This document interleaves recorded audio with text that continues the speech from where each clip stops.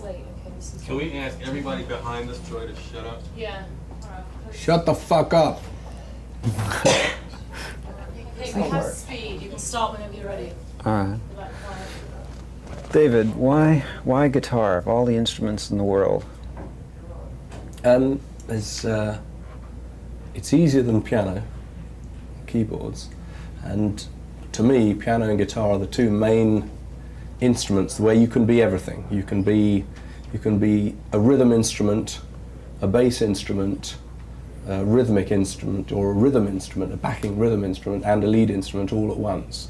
And everything else seems to be a part of something. It seems to be not enough on its own.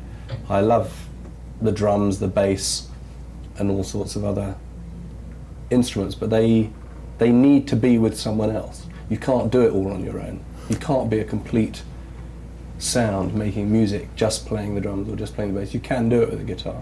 Did you start off, keyboards. were you initially playing an acoustic instrument and then went to an electric guitar? Yeah. Who did you first listen to that made you want to play electric instead of acoustic? I always wanted to play everything, I think. I started off listening, when I was very young, to all sorts of blues and different things when I was like, pre-teen. And when I was 10, Rock Around the Clock came out. Bill Haley, that was a major push forward for me wanting to do it myself. And shortly afterwards, Heartbreak Hotel, another, Rock Around the Clock was the first. Heartbreak Hotel was a better one, but didn't have quite as much impact at the time. It's a far better record. I love it far more, but it was the first one that kicked me into that sort of rock and roll. But I was heavily into folk music as well, Pete Seeger and all that stuff before then.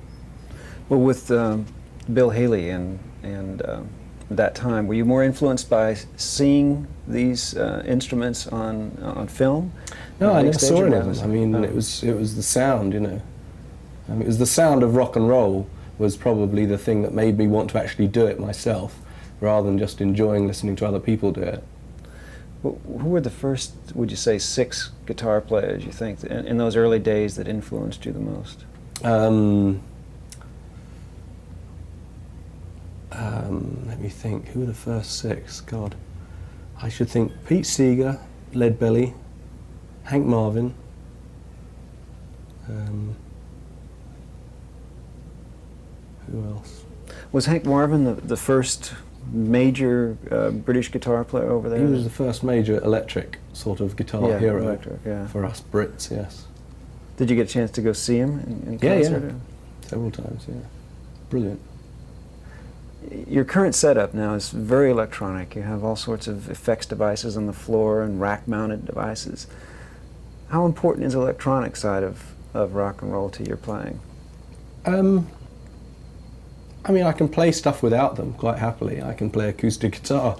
I like to have a lot of things available to me. I like to have a lot of sounds. I see no point in limiting myself to any one particular thing or any one particular style. So whenever I find something new and exciting, I just add it into the general stuff, and I try to get it on the push of a button that I can use it.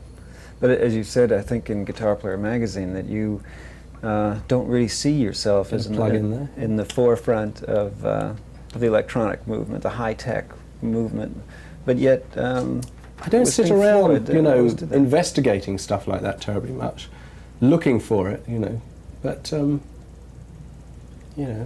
every once in a while I sort of potter out and look through the adverts and ask someone to go and borrow some of these devices for me to try out and just see what happens.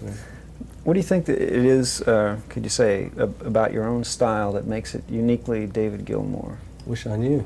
I'm glad that I mean, it is fairly unmistakably me. I mean, for better or worse. I mean, it's hard to know. Not many people think it's someone else, and I'm glad I've got that, because it's definitely a plus to have. Did you consciously develop a unique style, that it just sort of came along? If I try to sound like anyone else, I can try very hard to sound like Jeff Beck or Eric Clapton or Hendrix or whoever, or it never works. It sounds like me trying to sound like them. The guitar, to most people, I think, throughout the world, is probably the preeminent symbol of rock and roll. When you were beginning your playing the electric guitar, did you find yourself as a young child standing in front of mirrors, emulating the physicality of it before the music? Never got into that at all, really. Is Trying in to your learn mind- now, but can't afford a big mirror. Is in your mind the guitar the symbol of rock and roll? Well, it goes back to the same thing. It's the most complete instrument, you know, for playing any type of music on, really. I mean, you can't sit and be a whole thing playing a violin, and you can't be a whole thing playing a bass guitar or just a drum kit, you know. The piano or the keyboard, where you've got two hands which can play bass parts, rhythm parts, moving parts, and lead parts, and the guitar, the two instruments which for me, and I prefer the guitar. I mean, I play a tiny bit of piano and keyboard myself, but pretty badly. When Elvis Presley first started appearing on television, even with the guitar just sort of being generally strummed, all of a sudden Elvis and the instrument were locked in together as representing a whole lot of what music rebellion and all of that meant to many people growing up at that time. Did you, were you influenced by Elvis as a player as well as a symbol? I didn't actually have television till at least 5 years after Elvis started.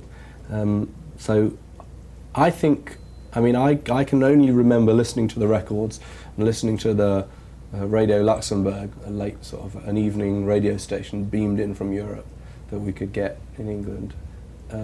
I can't remember ever seeing very much of it in its very early years, or in my first few years of exposure to rock and roll. I may be deluding myself, but I suspect I'm less concerned with the image than what it actually sounded like. Do you recall what those first feelings were when you heard like Bill Haley and Heartbreak Hotel? And yes, and all this? it was just wonderful. I wanted to be a part of it, you know. Because it was loud, because it was a sound that you hadn't heard? What was it about it? I don't know. I mean, ask 10 million other people who feel the same. I mean, you must know as well as I do. It's not something you can describe or explain, really, is it? Well, one thing I remember... I never really felt that rebellious about it or anything. I just liked it. It was good fun, you know. Frank Zappa wrote in Life magazine many years ago that one of the great important things to him was to see Rock Around the Clock in a movie theater and for the first time hear his own music, rock and roll, on giant speakers and to hear it so loud. What was going on in those days in England, in the British music scene? Was it skiffle music and then all of a sudden it was rock and roll? I mean, it all gradually changed. It was awful. I mean, most of the stuff on the English charts when I was about 10, 12, 13 was dreadful old ballads by real awful stuff. And every once in a while there'd be this gem, and all the young people I know would be sort of raving about it and plug it into Radio Luxembourg to listen to it. Petula Clark and people like that, sort of all over the place. What's in the future for David Gilmour? More of the same, I guess. Carry on till I drop. Probably. Will there be any videos in the next year? I really haven't got any definite plans fixed up. You know, I'm only contemplating starting to put a new album together, considering doing another tour next year. I mean, I'd like to get an album and a tour together for next year over here. But nothing's particularly definite yet. I'm just meandering on, doing occasional bits here for myself and bits for other people.